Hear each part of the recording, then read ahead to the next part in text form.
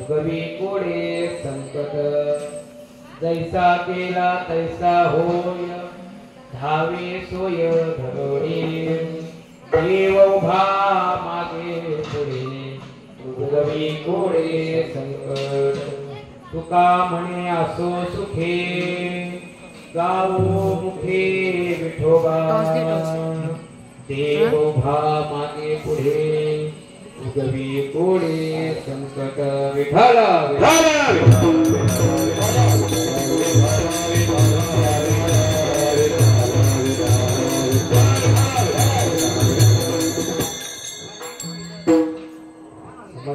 समजं सांगलीला बुधाभं जगननेत पाणी मंडनं मंडनानं तरुण तुलसी माला कंजलेच्छं सदय धवला संविठ्ठलं चिंतया पांडुरंग करो प्रतामन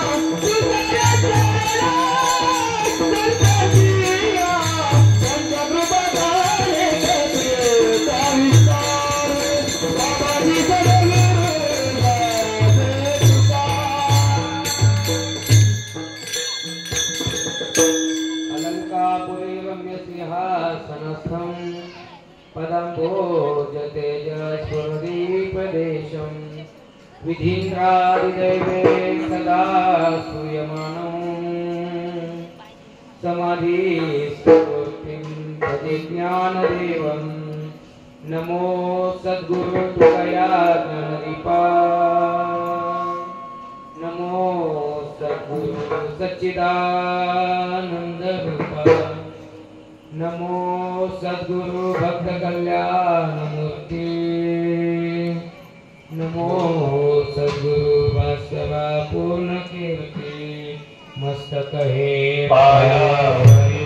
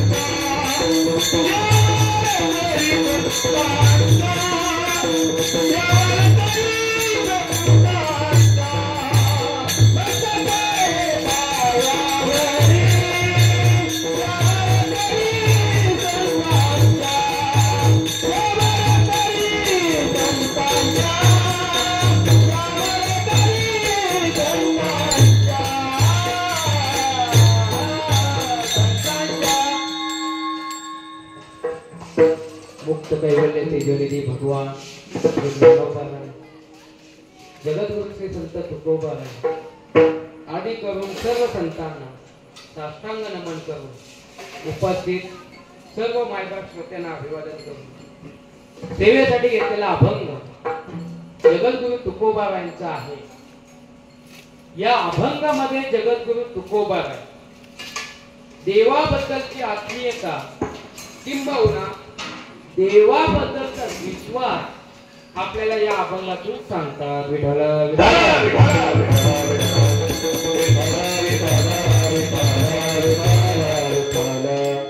अभंगाला सुरुवात करण्यापूर्वी अल्पसा परिहार द्यायचा असा या आपल्या तारिवली गावामध्ये भगवान भैरी भवानी या देवतांच्या मूर्तीची प्रतिष्ठापना आहे आणि सुंदर असं या ठिकाणी हे मंदिर बांधण्यात आलेलं आहे. हे आपली ग्रामदैवत आहे. आता ग्रामदैवताचं मंदिराचा हा जीर्णोद्धार मूर्तीची प्राण प्रतिष्ठा आहे. त्यानिमित्त दिवसभर या ठिकाणी भगवंताचं चिंतन सोहळा या ठिकाणी चालू आहे. आज मूर्तीची स्थापना झालेली आहे. देव आज सिंहासनावर बसलेला आहे. देव बैसले सिंहासन आल्या याच काशी. आज आपलं ग्रामदैवत या ठिकाणी विराजमान झालेलं आहे. आणि तसं पाहायला गेलं तर गाव आपला फार छोटा गाव आहे आणि नाव ऐकून होतो कारिवणे गावाचं. म्हणजे कारिवण्यामध्ये येण्याचा पहिल्यांदाच योग आलेला आहे. आता येण्यासाठी असं निघालो पण आपल्या मराठी भाषेमध्ये एक म्हण आहे, काखेत कलसा आणि गावाला वळसा. आता इथं आल्यानंतर माझी सोबतची माणसं म्हणतात की इथून खाली उतरणं की वाशी गाव लागते. म्हणजे एवढं जवळ धाटावचं आहे. तसं पोस्ट सुद्धा धाटावचं आहे आणि मी सुद्धा धाटावचाच आहे. आता हे गाव आमच्याकडे टाकण्यासाठी येतात. त्यांनी सांगितलं महाराज आमच्या गावामध्ये मूर्तीची प्राण प्रतिष्ठा आहे, मंदिर बांधलेलं आहे, तर आपल्याला त्या ठिकाणी कीर्तन करायचं आहे. आता कारिवणे गाव कधी नाव ऐकलं होतं पण संप्रदायाच्या बाबतीमध्ये कधी नाव ऐकलं नव्हतं की आपल्या गावामध्ये कीर्तन होतं, कथा होतात. पहिल्यांदा आपण हा कीर्तनाचा सोहळा ठेवलेला आहे. कीर्तनामध्ये लहान लहान बालक पुढे बसलेले आहेत. त्यांना असं वाटलं की हा काहीतरी ऑर्केस्ट्रा आहे की काय, बिंदास पाय बी लांब करून बसले होते. म्हणजे याला कीर्तन म्हणतात. आता घेऊ नका पाय जवळ, दुखत असते म्हणून लांब केला असं. पण कीर्तनाची मर्यादा आपल्याला सांगतो. आपल्या गावामध्ये पहिल्यांदा कीर्तन म्हणून कीर्तनाची मर्यादा सांगतो. बरोबर. कीर्तन म्हणजे तमाशा नाही, कीर्तन म्हणजे नाटक नाही, कीर्तन म्हणजे भगवंताच्या स्वरूपाचं काय करायचंय, चिंतन करायचं. आणि कीर्तन, या कीर्तनाच्या माध्यमातून तुम्हा आम्हाला देवाची प्राप्ती होत असते. त्यासाठी कीर्तन असतं. आणि नाटक, तमाशा हे आपल्या आनंदासाठी असतं. पण देवाची प्राप्ती जर जीवनामध्ये व्हावी असं वाटत असेल तर या कलियुगामध्ये कीर्तनाला फार महत्व आहे. सत्ययुगामध्ये तपाने देवाची काय व्हायची, प्राप्ती व्हायची. त्यानंतर त्रेतायुगामध्ये यज्ञाने देवाची प्राप्ती व्हायची. द्वापार युगामध्ये पूजेने देवाची प्राप्ती व्हायची. आणि या कलियुगामध्ये तर कुठला युग चालू आहे, युगे युगे कलियुग. आता कलियुग चालू आहे आणि या कलियुगामध्ये जर आम्हाला भगवंताची प्राप्ती व्हावी असं वाटत असेल तर या कलियुगामध्ये फक्त कीर्तनाच्या माध्यमातूनच देवाची प्राप्ती होते. मी सांगत नाही, महाराजांचं प्रमाण आहे. कलियुगा माझी करावे कीर्तन, कलियुगा माझी करावे कीर्तन, कलियुगा माझी करावे कीर्तन, कलियुगा माझी करावे कीर्तन. जय नारायण देव देव, जय नारायण देव देव, जय नारायण देव देव. कलियुगामध्ये किती सोपं साधन सांगितलं आहे. कलियुगा माझी करावे कीर्तन, तेरे नारायण देन भेट. त्याने देव आपल्याला भेट देत असतो. आता यज्ञ करायचं, तप करायचं म्हटलं तर तप करणं म्हणजे काय, नुसती हातामध्ये जपमाळ घेतल्याने बसणं म्हणजे तप झालं नाही. तप करायचं म्हटलं म्हणजे एका जागी 12 वर्ष बसून राहायचं. काही न खाता पिता 12 वर्ष बसायचं. आता जर नाथ पंथातल्या लोकांनी जर पाहिलं असेल हे नवनाथांनी तप केलेलं आहे. 12 वर्ष एकाच ठिकाणी ते बसून ध्यान करत. आपल्याला शक्य आहे का? आपल्याला 2 तास जर जेवण लेट भेटला तरी पोटामध्ये कावळं उठतात. 12 वर्ष एका जागी बसून तप करणं एवढी सोपी गोष्ट नाही. तेव्हा एवढं तप केल्यानंतर त्या तपाच्या सामर्थ्याने देवाची प्राप्ती व्हायची सत्ययुगामध्ये. त्याच्यानंतर ध्यानाने यज्ञ करायचं म्हटलं म्हणजे काय?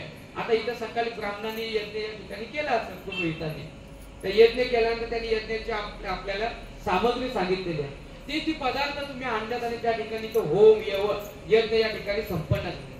पण खऱ्या अर्थाने जर यज्ञ करायचा असेल तर त्या यज्ञकुंडामध्ये हत्तीच्या सोंडे एवढी तुपाची धार त्या यज्ञकुंडामध्ये सोडावी लागते. आता तुम्ही धनगर समाजात आहात ना, म्हणजे तुम्हाला काय दूध दुखतं यांचं काय सांगायला नको. दूध कसा लिटर आहे? 60 रुपये. आता दुधाचे पैसे किती आणि पाण्याचे पैसे किती सांगा मला. पण त्या पाण्याला सुद्धा किंमत कशाची आली? दुधाची आली. 60 रुपये. तूप कसं किलो आहे? 1000 रुपये किलो तूप आहे. मग विचार करा, हत्तीच्या सोंडा एवढं तूप त्या यज्ञकुंडामध्ये सोडायचं, कमी खर्च असेल का सांगा मला. मग हे एवढं यज्ञ केल्यानंतर देवाची प्राप्ती व्हायची. त्याच्यानंतर पूजा सांगितलेली आहे. आता आपल्याला ब्राह्मण पूजा करायला सांगतो सत्यनारायण. किती मोठी लिस्ट आपल्याकडे देतो ब्राह्मण. तेवढं सामान गोळा करताना नाकीनं येतो आपल्याला. तेव्हा कुठे त्या पूजेने देवाची प्राप्ती या द्वापर युगामध्ये व्हायची. माझा कलियुग आहे. आता कलियुगामध्ये लोक एवढी ते व्यस्त आहे संसारमध्ये की ते नाही तप करू शकत, नाही यज्ञ करू शकत, नाही पूजा करू शकत. मग काय सोपा मार्ग आहे? तर कलियुगामध्ये सोपं साधन सांगितलं ते म्हणजे भगवंताचं नाम. नामसंकीर्तन साधन सोपे जलतील पापे जन्मांतरचे. सोपं साधन सांगितलं ते म्हणजे भगवंताचं नाम. आता या ठिकाणी भगवंत विराजमान झालेला आहे, आपले ग्रामदैवत. आपल्या या हिंदू संस्कृतीमध्ये पाहायला गेलं ना, अनेक दैवत नाही. आपण त्याला 33 कोटी देव म्हणतो. पण 33 कोटी म्हणजे संख्यात्मक नाही, कोटी म्हणजे प्रमाण आहे त्या देवाने. ते प्रकार, कोटी म्हणजे प्रकार. 33 प्रकारचे देव आहेत. त्यामध्ये मुख्य दैवत कुठली माहितीये? एक म्हणजे आपलं आराध्य दैवत, दुसरं म्हणजे ग्रामदैवत, तिसरं म्हणजे कुलदैवत आणि चौथं म्हणजे इष्टदैवत. ही 4 देवता मुख्य असतात. ज्यावेळेला आपल्या ठिकाणी घरामध्ये लग्न होत असतं त्यावेळी तो ब्राह्मण या 4 देवतांचं काय करतो? आवाहन करत असतो. नवे नवे कुठल्याही देवतेची पूजा करा, त्या मंगल समयी या 4 दैवतांना आवाहन केलं जातं. आराध्य दैवत म्हणजे काय? आता महाराष्ट्राचं आराध्य दैवत काय आहे? आता आपण छत्रपती शिवाजी महाराज हे इतिहासकालीन आहे. पण त्याही आधी जर पाहिलं तर महाराष्ट्राचं आराध्य दैवत म्हणजे पंढरपूरचा पांडुरंग परमात्मा. देवी कुठले असेल आराध्य? तर तुळजा भवानी.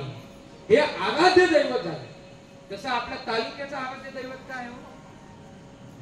दहावीर महाराज. हे आराध्य दैवत झाले. त्याच्यानंतर ग्रामदैवत. प्रत्येक गावाचं एक ग्रामदैवत असतं. त्याच्यानंतर आपलं कुटुंबाचं दैवत असतं, त्याला कुलदैवत असं आपण म्हणतो. आणि मग शेवटचं दैवत म्हणजे इष्टदैवत. तर काय आहे याचा फरक सांगतो. का दहावी महाराज त्या ठिकाणी प्रसन्न झाले, प्रगट झाले की आपल्या या तालुक्यावर ज्यावेळी संकट आलं त्यावेळी वराठीवरचं दहावी महाराज कुठे गेलेलं आहे? रोह्यामध्ये गेलेलं आहे. आणि आलेलं संकट त्यांनी पळून लावलं. तिथपासून ते दहावी महाराज त्या ठिकाणी स्थानापन्न झालेले आहे. का? जेणेकरून आपल्या तालुक्यावर कुठलं संकट येऊ नये म्हणून तालुक्यासाठी जी दैवता असते तिला आपण आराध्य दैवत करतो, ती म्हणजे दहावी महाराज आहे. तालुक्यावर संकट येऊ नये म्हणून आपण एक दैवत स्थापन केलं, ते आपलं आराध्य दैवत आहे. आता तालुक्यामध्ये किती गाव आहेत सांगा मला? अनेक गाव आहेत. तालुक्यावरचं संकट ठीक आहे, पण जर एखादं संकट आपल्या गावावर चालून आलं तर त्या गावावरचं संकट घालवण्यासाठी आपण एक विशिष्ट दैवताची काय करतो? स्थापना करतो. का? कारण आपल्या गावावर कुठल्याही प्रकारचं संकट येऊ नये म्हणून आपण गावाच्या बाहेर एक दैव स्थापन करतो, त्याला आपण ग्रामदैवत. आता एक महिने भवानी ग्रामदैवत आहे का? गाव आपल्या इथून किती किलोमीटर अजून आहे? एक 10 मिनिटाच्या अंतरावर गाव आहे, बरोबर आहे? 400 मीटर अंतरावर गाव आहे. पण गावाच्या बाहेर म्हणजे ही ग्रामदैवत आहे. ही आपली गावाची काय वेश नाही, वेशीवर त्या देवाला आपण ठेवलेला असतो का? कारण कुठलं जरी संकट आलं तरी पहिल्यांदा त्या संकटाला या देवताशी काय करावं लागतं? सामना करावा लागतो. कुठल्याही प्रकारचं वाईट आपत्ती आली म्हणजे भूत पिशाच काही असो, हे ज्यावेळी येतात ना गावामध्ये, त्यावेळी पहिल्यांदा ते ग्रामदैवताची आज्ञा घेतात.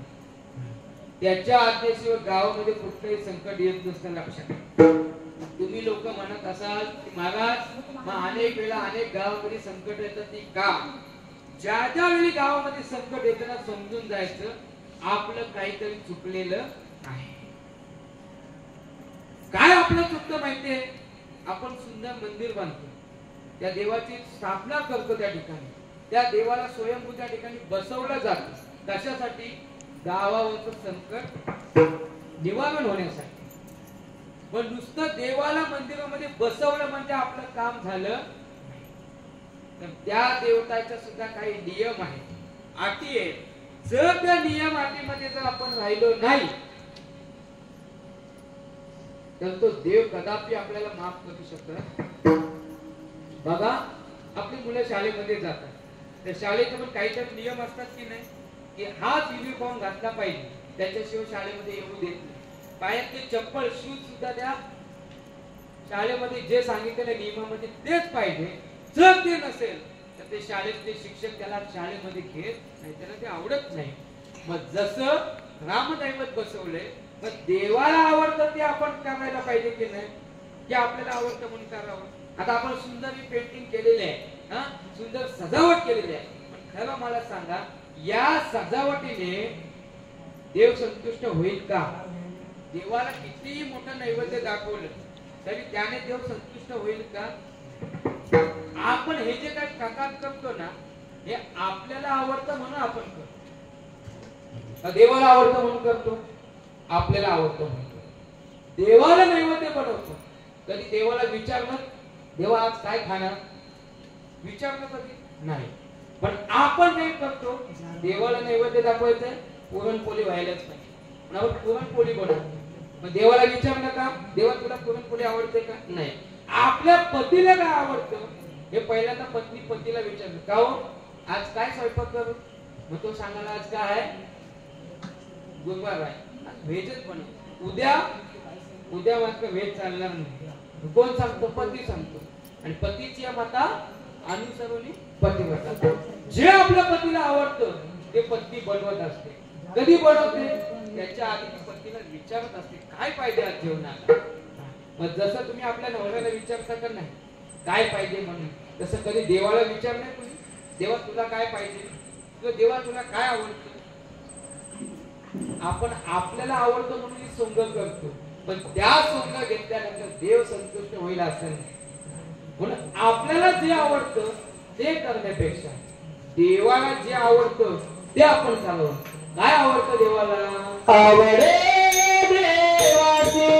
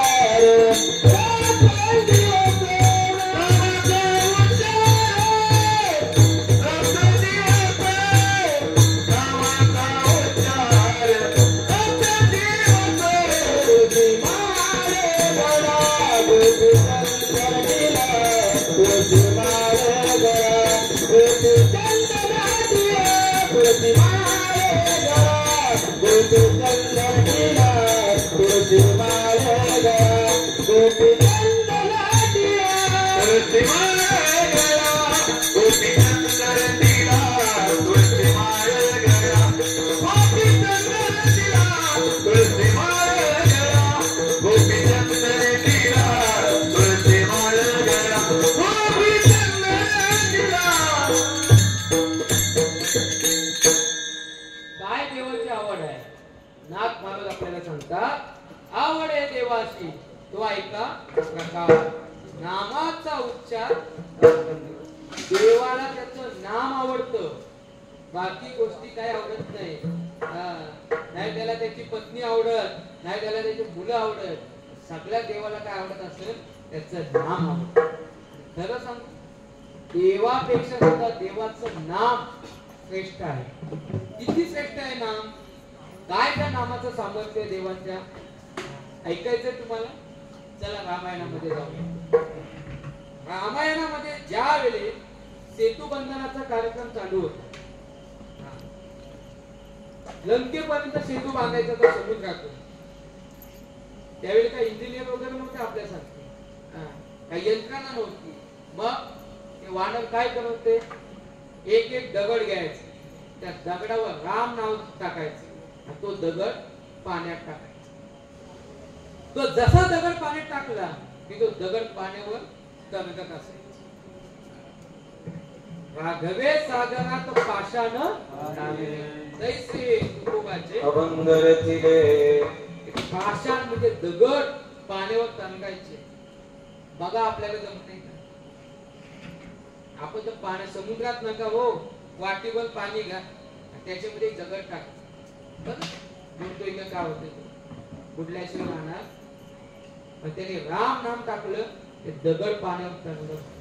एवढं सामर्थ्य त्या नामामध्ये आहे. आणि हे कुणी पाहिलं? ज्याचं नाव त्या दगडावर टाकलं होतं त्या प्रभू रामचंद्राने ते पाहिलं.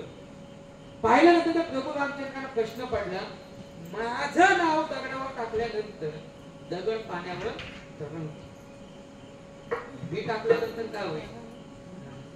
म्हणून एक दिवशी दुपारच्या वेळेला भगवंत त्या ठिकाणी गेले आणि एक दगड घेतला प्रभूंनी आणि पाण्यामध्ये टाकला. जसा दगड पाण्यामध्ये टाकला, दगड खाली. देवाला असं वाटतं कदाचित हा दगड जड असेल, छोटा मध्यम आकाराचा दगड घेतला, तो पाण्यात टाकला, तो बुडाला. अगदी छोटा खडा घेतला, तो सुद्धा पाण्यामध्ये बुडाला. शेवटी देवालाच वाटलं काय भानगड आहे. आता जास्त आपण सहन करण्यापेक्षा आपला निघावा, कोण बघत नाही तर आपण निघावा. जसा प्रभू पाठीमागे निघाला जायला, तेवढा पाठीमागे हनुमंत राहिला. आणि मग हनुमंताला देवाने विचारलं, का रे हनुमंता कधी आलास? हनुमंत म्हणजे देवा तुमच्या पहिल्या दगडालाच आला. आता बरं आहे, देवाला वाटतं मला कुणी बघितलंच नाही, माझं अशी दूध पिते, ते डोळे बंद करून दूध पित असते का? त्या मांजराला वाटत असते की मला कोणी पाहतच नाही. तसं देवाला वाटतं की मी दगड टाकवतो, मला कोणी बघितलं नसेल. पण हनुमंताबाईने देवाला पकडलं, देवा तुमच्या पहिल्या दगडाला झालो. देवाने प्रश्न केला हनुमंताला, का रे हनुमंता? अरे तुम्ही माझं नाव दगडावर टाकल्यानंतर ते दगड पाण्यावर तरंगतोय, मी टाकलेला का बोलतो? हनुमंताबाईने किती गोड उत्तर दिलं बघा देवाला. हनुमंताबाईने सांगितलं, प्रभू अहो तुमच्या प्रश्नाचं उत्तर तुमच्या प्रश्नातच आहे. काय? तुम्ही काय बोललात? मी टाकलेला दगड का बोलतो? हा मीच तुमच्या प्रश्नाचं काय उत्तर आहे. मी पण म्हणजे अहंकार, अभिमान. ज्या ठिकाणी अभिमान आला हे मी करते, हे माझ्यामुळे होते, त्यावेळी समजून जा देव आपल्यापासून लांब गेला. विठ्ठल त्यावेळी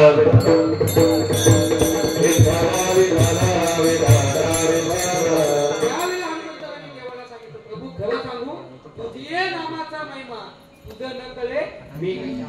तेव्हा तुझ्या नामाचा महिमा तुला काय माहिती आहे?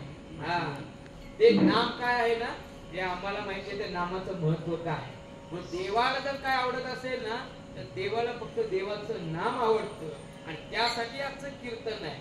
हो, आमच्या इकडे खाली बघायला गेलं ना, हे मंदिर प्राण प्रतिष्ठा आणि कल्चर हे 2-2, 3-3 दिवस कार्यक्रम चालतो. आता कालच आम्ही इकडे आऱ्यामध्ये गेला, 3 दिवस कार्यक्रम होता. त्याच्यामध्ये 2 दिवस कीर्तनाचाच कार्यक्रम असतो. का हे नाम यज्ञ आहे. देवाला त्याचं नाम आवडतं ना, तर त्याला विराजमान केल्यानंतर त्याचं नाम जर आपल्या मुखातून येत नसेल ना, तर त्या मूर्ती प्राण प्रतिष्ठेला काही अर्थ लागत नाही जर तिथं नाम नसेल. आणि खरं सांगू, देव सुद्धा नामाच्या ठिकाणी, बाकी ठिकाणी देव कुठं राहत नाही. एकदा नारदाला प्रश्न पडला देवाला. नारदाने देवाला विचारलं, का हो देवा, तुम्हाला शोधायचं कुठे? कोण म्हणते? नारद महर्षी देवाला विचारते, देवा तुला शोधायचं कुठे? देव म्हणतात, अरे शोधायला मी हरवलं तर पाहिजे. शोधतात कुठली वस्तू? जी वस्तू हरवते तिलाच आपण काय करतो? शोधत असतो. पण जी गोष्ट हरवलीच नाही तिला शोधायचा प्रश्न कुठे निर्माण होते? पण तरी सुद्धा नारदाचा प्रश्न होता. वास्तविक प्रश्न नारदाचा नाही, प्रश्न प्रत्येक बसलेल्या माणसाचा प्रश्न आहे. देवाला शोधायचं. कारण आतापर्यंत बसलेल्या लोकांपैकी आणि उभे असणाऱ्या लोकांपैकी माझ्या सकट एकाला सुद्धा देव दिसलेला नाही. शोधायची तर गरज आहे, कुठं शोधायचा देवाला? पण नारदाने प्रश्न केला देवाला, देवा कुठं शोधायचं? त्याला देवाने सांगितले, परितयापाशी पांडवा मी हरपडा जिंकसावा चेत नाम घोष भरवा करती माझा. जर तुम्हाला असं वाटायचं मी हरवलंय आणि जिंकसावा म्हणजे सापडावा, तर मी त्या ठिकाणी असतो जे ते नाम घोष भरवा करते माझा. नारदा ऐक, तुला जो वाटत असेल ना मला शोधावं, तर त्या ठिकाणी शोधायचं. माझे भक्त गाती जेथे नारदानी उभा तेथे, नारदानी उभा तेथे, नारदानी उभा तेथे, माझे भक्त गाती जेथे, नारदानी उभा तेथे, नारदानी उभा तेथे, नारदानी उभा तेथे, माझे भक्त गाती जेथे, नारदानी उभा तेथे, नारदानी उभा तेथे, नारदानी उभा तेथे, माझे भक्त गाती जेथे, नारदानी उभा तेथे, नारदानी उभा तेथे, नारदानी उभा तेथे. माझे भक्त गाती जेथे, नारदानी उभा होते. कुठं देव उभा असतो? ज्या ठिकाणी देवाचं भक्त देवाचं चिंतन करत असतात, भजन करत असतात, त्या ठिकाणी देव आहे. आता इथं देव आहे की नाही सांगा मला? आहे की नाही देव? आहे. दिसणार कोणाला? दाखवाल मला? देव दाखवण्याची गोष्ट नाही, देव ही जाणायची गोष्ट. देवाला जाणलं पाहिजे. पण आपण खरं सांगू, आपण देवाला जाणत पण नाही तर देवाला मानत पण नाही. जर देवाला मानत असतो तर देवासमोर बसून पत्ते केलं असतं का आपण? गणपती, खरं सांगा मला, गणपती नक्की कशासाठी आणतात? खरं सांग, तुम्ही आणता गणपती? नक्की कशासाठी गणपती आणता सांगा? गणपती असल्यानंतर गावातील जी काही तरुण मुलं आहेत ते मस्त पैकी 2-3 पत्ते घेऊन येतात. आणि मासे मस्त चटई टाकायची. 5 दिवसाचा गणपती असल्यानंतर पहिल्या दिवशी डाव बसतो, तो 5व्या दिवशी गणपती विसर्जन होतो. पण यांचं डाव काय होतं? बरं, दिवसा लोक असतात, घरातल्या महिला मंडळ असतात, मग तेव्हा उठतात ना, बाजूला जाऊन पिचकाऱ्या टाकतात. पण एकदा रात्र झाली ना, ती पिचकाऱ्यासाठी सुद्धा ते उठत नाही हो. थाईच बैसोनी पिचकाऱ्या टाकतात. थाईच बैसून म्हणजे बसल्या जागेवर पिचकाऱ्या टाकतात. म्हणजे आमच्या माता माऊली सकाळी उठतात फक्त अरे अरे अरे काय हा तमाशा. याच्यासाठी गणपती आणलं का? खरं सांगा, जर तुम्ही देवाला मानत असाल तर या गोष्टी करा तुम्ही नाही करा. याचा अर्थ आपण देवाला मानत नाही. बरं, देवाला जाणतो तरी काय? जाणायचं म्हणजे कसं माहिती का? फुगा आहे, फुगा. त्या फुग्यामध्ये असा तुटतो का फुगा? नाही. त्याच्यामध्ये काय असतं? हवा असते. म्हणजे हवा कुणाला दिसली का? नाही. हवा दिसत नाही म्हणून आपण मानायची नाही का? मानायची नाही का? मानायलाच पाहिजे. आणि ज्याला जर हा प्रयोग करायचा असेल, हवा पाहायची असेल ना, तर त्यांनी एक काम करायचं, आपल्या 2 बोटाने तोंड बंद ठेवायचं आणि नाक काय करायचा, फक्त 5 मिनिटं दाबून ठेवायचं. मग आपली हवा गेलीच म्हणून सांगतात. मग आपल्या लक्षात येतं की हवा हवा हवा नसेल तर आपलं जीवन शून्य आहे. मग जसं हवा आपल्याला दिसत नाही पण नाकाला दाबून ठेवलं की तिचा आपल्याला अंदाज येतो, म्हणजे आपण तिला जाणतो. तसा देवाला जाणायचं. आता इथं मूर्ती बसवलेली आहे ती पाषाणाची आहे, पण ती पाषाणाची नसून त्याच्यातच माझा देव आहे, याला जाणणं असं म्हणतात.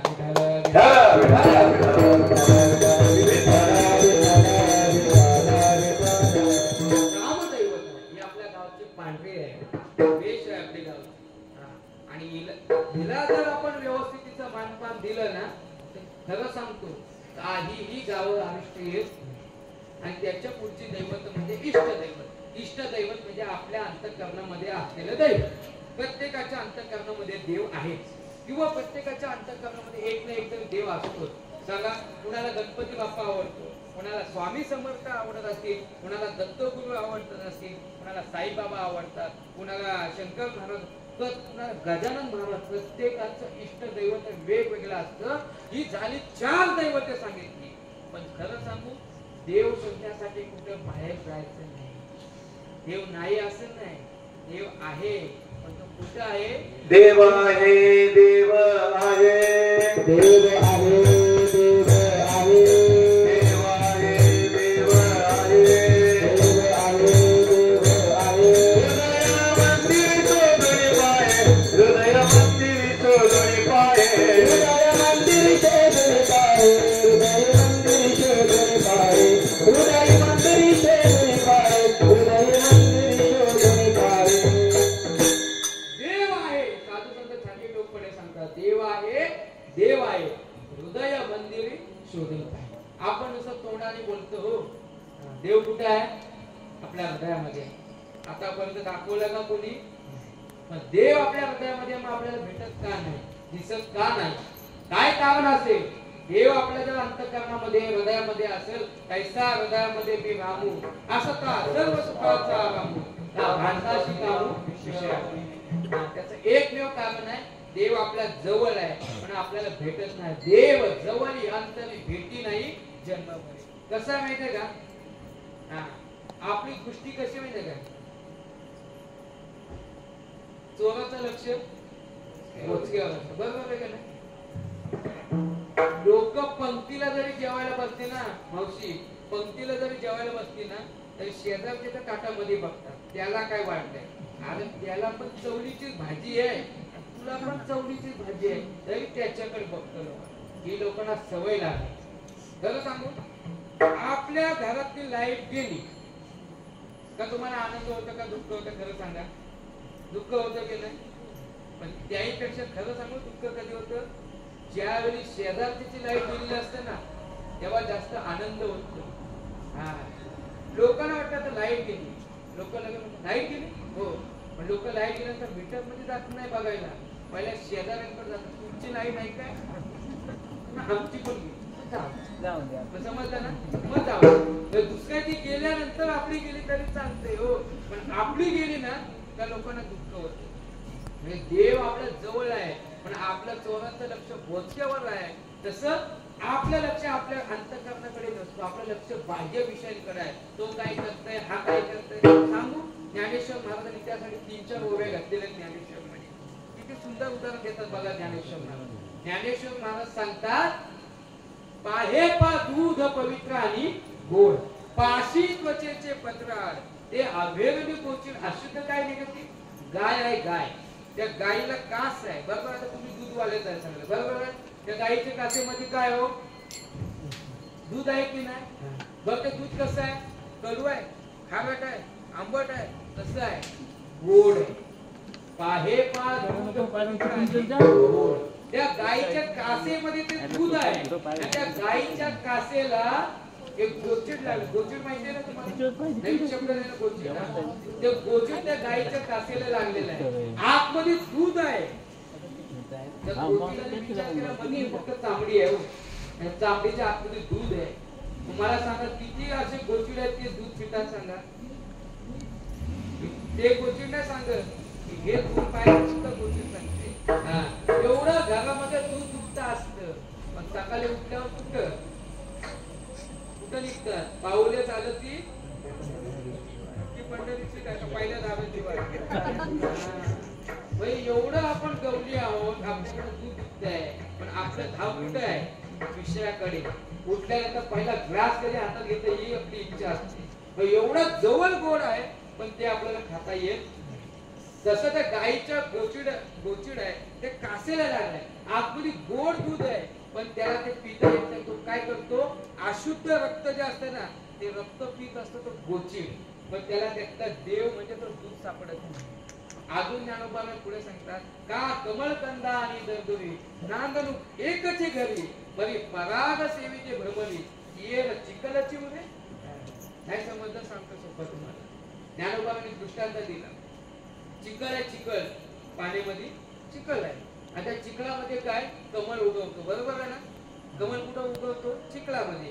आणि त्या चिखलामध्ये कोण आहे त्या कमळाच्या खाली पायथ्याशी बेडूक सुद्धा त्या चिखलामध्येच आहे.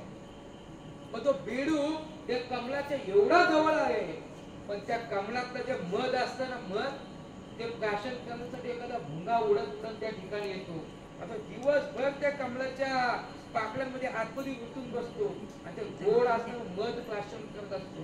पण हा बेडूक एवढा जवळ आहे पण त्याला ते मध पिता येत नाही. म्हणजे एवढा जवळ आहे पण त्याला ते खाता येत नाही. पुढे अजून ज्ञानोबा सांगतात की तिसरे उदाहरण देतात का ही दैवाच्या परिवरी लोह्या उतलिया सहसवरी ते तर पैसोनी उपवास करिता दरिद्र एक गरीब भिकाऱ्याचा मुलगा होता. रस्त्याने भीक मागत होता आणि भीक मागता मागता त्याला एक पेटारा सापडला. पेटारा चांदीचा मुलामा होता त्या पेटाऱ्याला. त्याला तो पेटारा सापडला तरी ओढत ओढत तो पेटारा आपल्या मुक्कामाच्या ठिकाणी आणला. त्याचा मुक्काम म्हणजे तो काय बंगल्यामध्ये राहत नव्हता फुटपाथवर राहायचा. तिथं त्याने तो पेटारा ओढत आणला आणि रोज तो त्या पेटाऱ्यामध्ये बसायचा घरात. पेटाऱ्यावर बसायचा आणि काय करायचा भीक मागायचा. एक दोन पैसा आशीर्वाद लाभेल तुमच्या मुलाले एक दोन पैसा द्या भीक मागायचं. खरं सांगू तो पेटारा जो होता ना या पेटारामध्ये मावशी सोन्याच्या विटा होत्या आतमध्ये. एकदा तरी उठून मागावं की नाही त्यांनी. आणि जर त्यांनी तो पेटारा उठून पाहिला आता त्याला भीक मागायची वेळ आली असती का.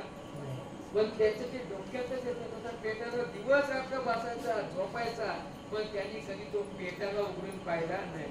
तो पेटारा नाही हा सुद्धा एक पेटाराच आहे. आपण कधीतरी उघडून बघूया आतमध्ये किती घाण भरले तर देवाचं नाम आहे पुण्य आहे का पापाने भरलंय हा प्रत्येकाने विचार करायला पाहिजे. या पेटाराचा हे पेटार म्हणजे कसं आहे मातीचं आहे. ओले मातीचे मंदिर आत 6 जण उंदीर कुंपा करिता ती पोकर याचा नका करू. आणि कधी उंदीर बघितलंय बघितलं. उंदीर जर आपल्या घरामध्ये आला चुकून तो उंदीर किती घर आपलं स्वच्छ ठेवतो. अहो घरातली एक वस्तू सोडत नाही एवढं तो काय करतो कोकण खाऊन टाकतो उंदीर. तसं इथं सुद्धा उंदीर आहे. 6 उंदीर एक नाही. एक उंदीर जर घरामध्ये आला तर अख्खा घराची वाट लावतो. हे 6 उंदीर आतमध्ये काम क्रोध लोभ मद मत्सर हे 6 विकार आहेत. हे 6 विकार म्हणजे 6 उंदीर आहेत. ते विकार या देहामध्ये आतमध्ये असल्यामुळे तो देहातला असणारा भगवंत आपल्या दृष्टीस पडत नाही. ज्यावेळी हे विकार बाहेर निघून जातील त्यावेळी तो देव आपल्याला दिसेल. कुठला आपल्या हृदयामध्ये असणारा देव. तोपर्यंत देव दिसू शकत नाही. माझ्या सावता महाराजांची परीक्षा घ्यायची ठरवली कुणी नामदेव महाराज आणि ज्ञानेश्वर महाराजांनी. एक ज्ञान आहे आणि एक नाम आहे. त्या दोघांनी विचार केला हा देव जातो कुठं. देवाला विचारला. देव म्हणतोय त्या आगन गावामध्ये माझा भक्त आहे. तो शेती करतो शेतामध्ये राबतो. मी त्याच्या ठिकाणी जात असतो. मी त्याची परीक्षा घेण्यासाठी देव पुढे निघालाय आणि मागं चोराचं रूप घेऊन नामदेव महाराज ज्ञानेश्वर महाराज चाललेले आहेत. आणि देव त्या आगन गावामध्ये आले आणि सावता माळे आपल्या शेतामध्ये बसलेले आहेत. काम करायचं म्हणजे काय, नुसतं नाम घ्यायचं म्हणजे काय, देवाच्या मंदिरात बसून नाम घ्यायचं असं नाही, कामामध्ये काम. काय म्हणा कुठे गेले हो सावता महाराज सांगा मला, कुठेच गेले नाही. कांदा मुळा भाजी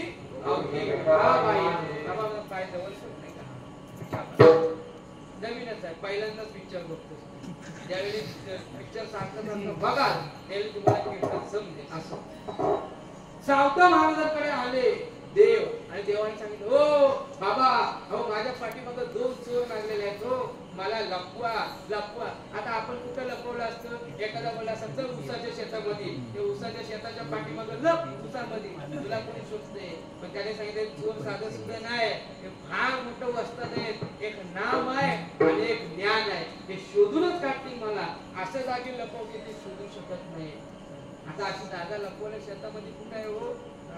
सावता महाराज मागचा पुढचा विचार केला नाही. तिथं खुरपा होता, कोयता होता, कोयत्याने आपली छाती पाळली आणि देवाला आतमध्ये लपवलं. हृदयबंदी तो फोडला नाही, तो आताच आहे, तो फक्त त्यांनी दाखवला. कधी छाती फाडून त्याला दाखवला. हनुमंतरायाने सुद्धा तेच केलं हो. सीतामाईने विचारलं, अरे तू राम का बोलतोस ना, सगळ्यांच्या हृदयामध्ये राम आहे, मग दाखव ना.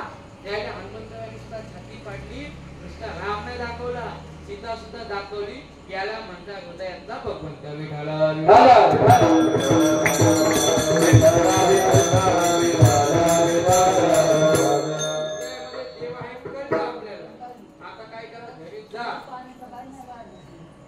आणि बघा कुठला असा काय प्रयत्न करू नका. कैसे जी दैवते प्रसन्न गेल्याला प्रयत्न करून बघितला. आणि उद्या पेपर मध्ये बातमी टाकायला धाकाचा आला, तो म्हणला हृदय देव आहे, मला बघायला तो फाडून टाकला. मला फुकटचा अगदी झाला 14 वर्ष. असं काय प्रयत्न करू नका, कारण देवाला पाहण्यासाठी आज मोठं सायास करावं लागतं. त्यासाठी हाईचं बैसवणी करा.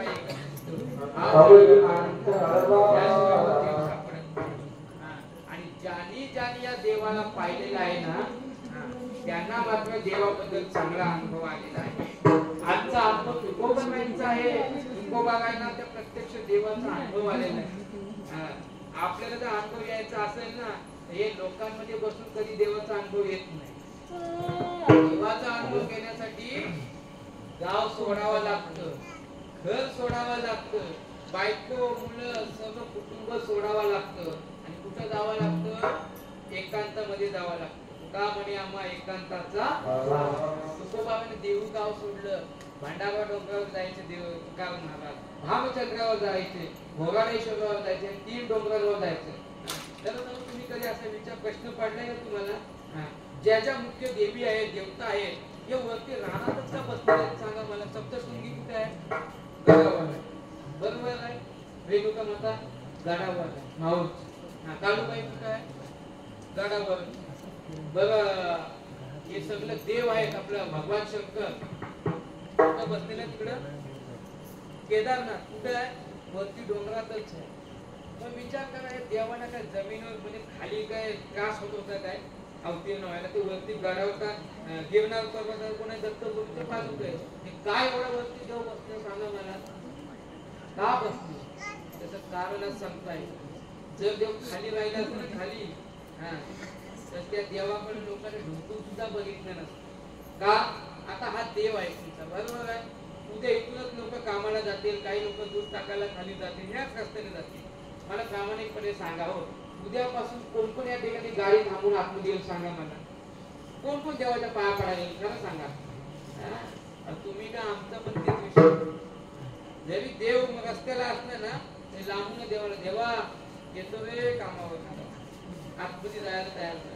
आता ते जर देव खाली उतरलं, देव म्हणतात आमची एवढी किंमत केली हो या लोकांनी, खाली आलो म्हणून. आता वर असतं म्हणून आपल्याला काय होतं, एकदा तरी त्याला बघायलाच नाही म्हणून आपण इच्छा व्यक्त करतो, तिथपर्यंत जातो. देवानी पण उगत वरती नाही अवतार घेतलेला आहे डोंगरावर. का, कारण माझ्यापर्यंत जर यायचं असेल ना तर तुला हे सर्व कष्ट सहन करावं लागतं. कष्टाशिवाय देव नाही. प्रयत्नातील परमेश्वर म्हटलेलं आहे. तुम्हाला जर सोपा मार्ग दिला तर तुम्ही धावत धावत जा देवाजवळ, पण मार्ग अवघड दिला. देव म्हणते असाच भक्त माझ्यापर्यंत पोहोचू शकतो ज्याच्या अंतःकरणामध्ये माझ्या भेटीची ओढ लागलेली असेल ना, तो कधीच कुठल्या रोपवेने सुद्धा जाणार नाही का लिफ्टनी वरती जाणार नाही, तो चालतच येईल. अहो आम्ही पंढरपूरला जातो बुवा, बारी विचारतो किती तास लागलं हो? 2 दिवस गेले. बारी मध्ये उभा आहे, 2 दिवस लागले दर्शनाला. मग आपण म्हणतो थांबा उद्या बघू. उद्या बघायला गेलो तर तो म्हणतो अर्धा दिवस गेला, अजून थांबू. बरं आता म्हणतो आता तर बारीला लागायला पाहिजे. बरं ते बारी फार तिकडे गोपाळपूर पर्यंत गेले हो. आता हे बुवा लोक तरी काय सभ्य आहेत काय? म्हणजे आम्ही पण त्याच्यात आलो. ते असं तर बारीतून फिरत असतात. जागा भेटली तर घुसणं बुवा चांगलं घुसणार वेळेला देव खरंच दर्शन देत असेल का कारण काय? आणि त्यात VIP पास काढणार आहे ना, खरंच देव दर्शन देत असेल. देव म्हणतात मी नुसता खाली आलं तर एक पास निघालं. बरं मध्ये मध्ये लोक घुसायला लागली म्हणून देव वरती बसलेला आहे.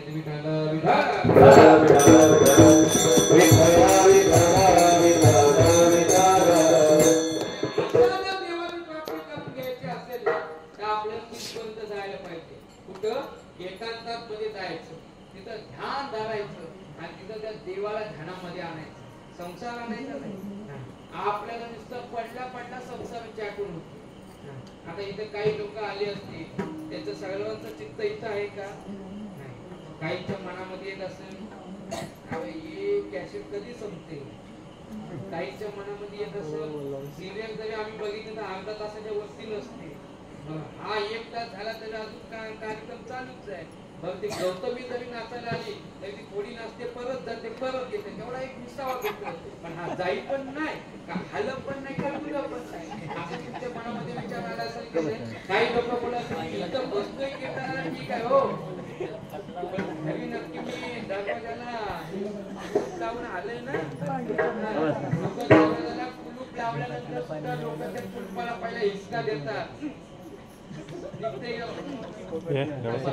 जरी जाता जाता परत गॅसचा बटन बंद केला तर परत दरवाजा उघडून आतमध्ये गेला, गॅस बंद करून आला. सांगा मला आता इथं बसल्यानंतर किती जणांचं मन इथं आहे सांगा मला.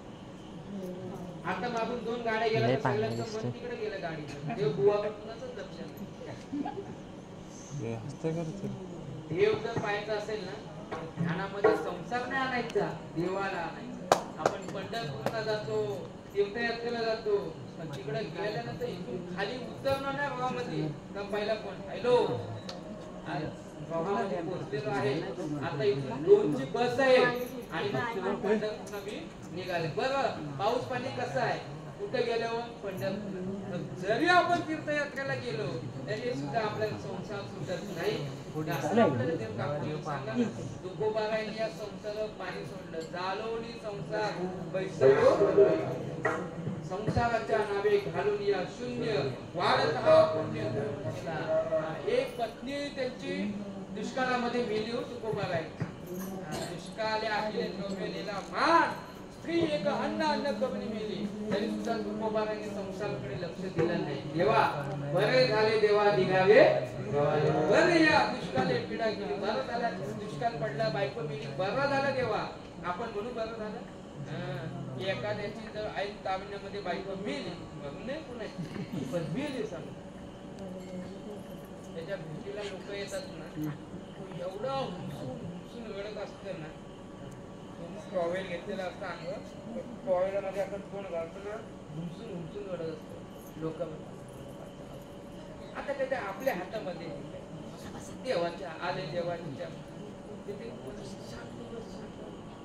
कसं शांत बसू. आता माझी बायको गेली, आता माझ्या पोरांचं कसं होईल? लोक होईल पोरांचं. मला त्यांची काळजी वाटते. त्यांना जेवण कोण बनवून देईल, त्यांचं शिक्षण कोण करल, त्यांचं संगोपन कोण करल, कोण बनवतोय? नवरा वेळत असतो. लोक एवढे समजतात. आता काय करायचं? माझी तर इच्छा नाही बाबा लग्न करायचं. सगळ्या पोरांकडे बघून करायचं. अशीच बोलतात ना.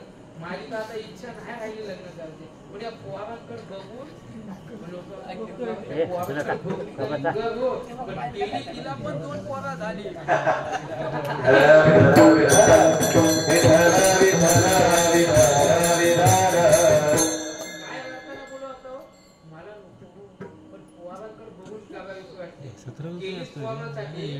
तिला सुद्धा 2 पोरा काढली. मग नक्की कुणासाठी केली सांगा. हे आपण संसार मध्ये अडकलेलो माणसे. साधू संतांनी संसाराच्या नावावर पाणी सोडला. तुकोबारा भंडारा डोंगरावर गेले. 1 दिवस नाही, 2 दिवस नाही, 15 दिवस झाले तुकोबारा भंडारा डोंगरावर ध्यान करत बसले. भक्त होणं, दास होणं थोडी सोपी गोष्ट नाही. आपण भक्त नाही, आपण भगत समजलं ना. इथं जर आता वाजला ना तर लगेच एक दोघांना तिथं अंग पकडलो. माझा आताच कीर्तनामध्ये भजन गायला पकडलं ना आमच्या बाईचा. बस काय थांबते काय अशी करत होती. माझ्या पाय जाऊन आले. आता मला पाय वरते का काय माझं भजन थांबवला. लगेच 2-3 बायका उठल्या. तिला हळदी कुंकू मान घे ग देवी, मान घे ग देवी. काही मान काय चुकलं असेल तर पोटात घे ग, चुकलं असेल तर पोटात घे. तेव्हा ते शांत होतं. हे आपलं भगत आणि ते म्हणजे भक्त आहे. भक्त आणि भक्तामध्ये काय फरक आहे की नाही. 15 दिवस तुकोबाबा ध्यान धरून बसले, घरी आले नाही. पत्नीला कालचे वाटले तर काय करावं. तुम्ही म्हणा पत्नी मिळली. आता सांगितलं तुम्ही दुसरी केली हो तुकोबाबांनी, म्हणून सांगते तुम्हाला. ती आवडी होती, ती बघते आली. अजून तुकोबा घरी येत नाही. म्हणून धाकट्या भावाला सांगितलं जा आपल्या दादाचा शोध घ्या. कुठे दादा बघा. म्हणून धाकटा भाव कान्होबा काय निघाले तुकोबाबाने शोधायला. याला बंधू प्रेम म्हणतात. आता आपला भाव पक्क आणि वैरी सक्क. भाव सक्क वैरी पक्क उलटा उलटा. पण आताचा भाव जामच भाव खातात. एकदा लग्न झालं ना आता मध्ये भिंत घालतात. कशाच्या? घराच्या. तिकडं मी इकडं. हे आपलं बंधुप्रेम. पण त्यांचं काय बंधुप्रेम आहे मला सांगा. कान्होबाने एवढं अभंग असलं पण कधी स्वतःचं नाव दिला नाही. त्यांनी प्रत्येक अभंगाच्या शेवटी तुकया बंधू म्हणजे तुकयाचा बंधू हा भावाचा स्वाभिमान कान्होबाने राखला होता. ते कान्होबाने डबा घेऊन तुकोबारांच्या शोधामध्ये निघाले जेवण घेऊन. हा करता कान्होबारा कुठे आले? भंडारा डोंगरावर आले. दुपारची वेळ होती. दुपारचा बरोबर 12चा ठोका होता. तुकोबारा या उन्हात तानामध्ये एका खडकावर बसलेले आहेत. काय अवस्था असेल त्यांच्या. आसो ऐसा कोठे आठवत नाही. काय खातो आम्ही, काय खाण्याची नाही चिंता, पिण्याची नाही चिंता आणि मुक्तपणे त्या दगडावर बसले आणि त्याचं ध्यान चालू होतं. काय सामर्थ्य असेल ते तुकोबारांचं. तसं त्या तुकोबारांचं नाव जरी घेतलं ना तरी यम सुद्धा घाबरतो. तुकाराम तुकाराम तुकाराम तुकाराम तुकाराम तुकाराम तुकाराम तुकाराम. नाम घेता तापे यम, नाम घेता तापे यम, नाम घेता तापे यम, नाम घेता तापे यम, नाम घेता तापे यम, नाम घेता तापे यम. त्यांच्या नामामध्ये यम सुद्धा भीत होता. त्याचं नुसतं नाम मुखामध्ये घेतल्याचं. ते तुकोबारा कसं असतील सांगा ना मला. आपल्याला अजून तुकोबा समजलेले नाहीये. आपण एवढे या महाराष्ट्राच्या भूमीमध्ये राहतो. महाराष्ट्र संतांची भूमी आहे. अनेक संत या ठिकाणी अवलंबून झाले पण त्या संतांचा महिमा अद्याप आपल्यापर्यंत पोहोचलेला नाहीये. आता तुम्ही राहणावनात राहणारी लोक आहेत. परमार्थापासून वंचित लोक आहात. पण किती जरी वंचित असतात ना कुठेही असा पण भगवंताला जर आपल्यापासून बाजूला सोडलं ना आपलं जीवन व्यर्थ आहे समजा. तुकोबारा त्या ठिकाणी बसलेल्या दुपारची वेळ होती. कडक ऊन पडला होता आणि त्या उन्हामध्ये तुकोबारा ध्यान धरले होतं. पण काय बघा ना शेवटी त्या देवाला त्याची काळजी असते का. कारण देवाला माहिती जो देवाचं नाम घेतो ना त्याला काहीच बाधा होत नाही. तुझी चिंता त्याची